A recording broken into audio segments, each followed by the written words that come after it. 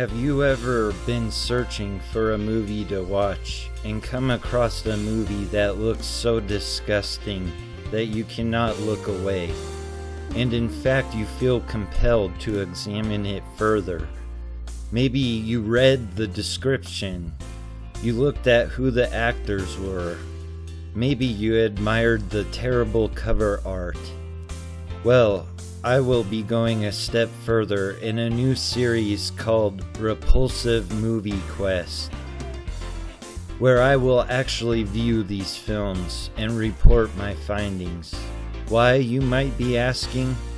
In an attempt to understand their audience, the filmmakers, and maybe humanity as a whole. Or maybe it is that I am just a masochist.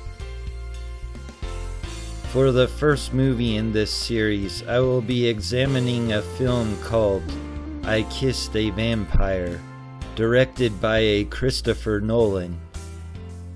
Christopher Nolan?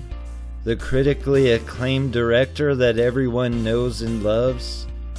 No, to my disappointment, it is just a strange coincidence. This is a different Chris Nolan. I Kissed a Vampire is a movie about a young man who is cornered by a foreign exchange student from Jamaica, of all places, who, by the way, is white and has a terrible Jamaican accent. She has her way with him, and soon after he starts developing traits of a vampire. He keeps it hidden from his girlfriend, who is all too eager to have premarital relations with him.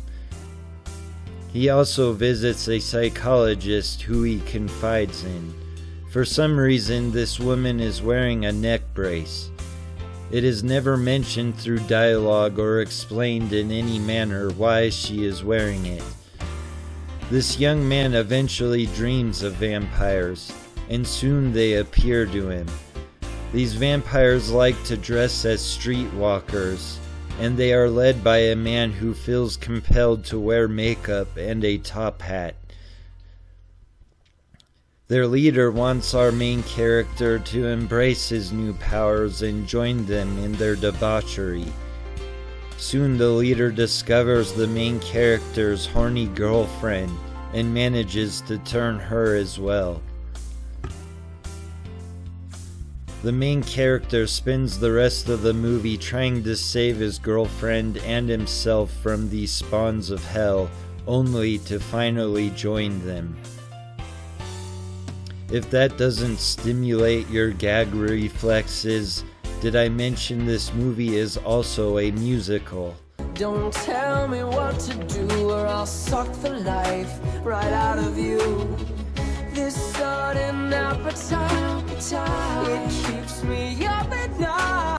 I can only assume this was intended for a tween audience, and I can only hope that not many tweens have been exposed to it, having their minds warped and poisoned to some unknown and terrible outcome. What sick SOB would desire to set out to make this type of film? Maybe a perv of some kind. Or maybe he is just a money-grubbing bastard who wanted to share in the success of the equally disturbing Twilight series. Thank you for watching, folks, and be warned, these movies do exist, and so do the people who would watch them.